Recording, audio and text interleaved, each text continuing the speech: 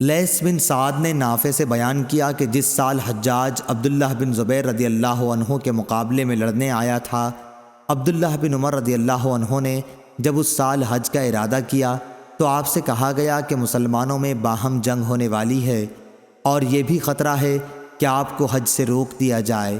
آپ نے فرمایا، تمہارے لیے رسول اللہ صلی اللہ علیہ وسلم کی زندگی بہترین نمونہ ہے۔ ایسے وقت میں بھی وہی کام کروں گا جو رسول اللہ صلی اللہ علیہ وسلم نے کیا تھا۔ تمہیں گواہ بناتا ہوں کہ میں نے اپنے اوپر عمرہ واجب کر لیا ہے۔ پھر آپ چلے اور جب بیدہ کے میدان میں پہنچے تو آپ نے فرمایا کہ حج اور عمرہ تو ایک ہی طرح کے ہیں۔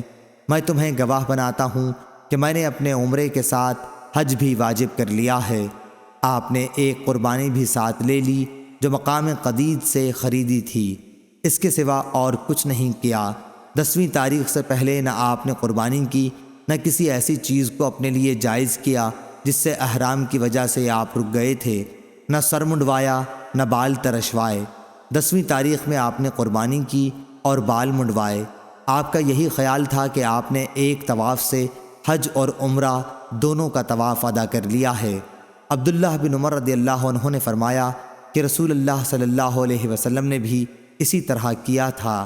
صحیح بخاری حدیث نمبر 1640۔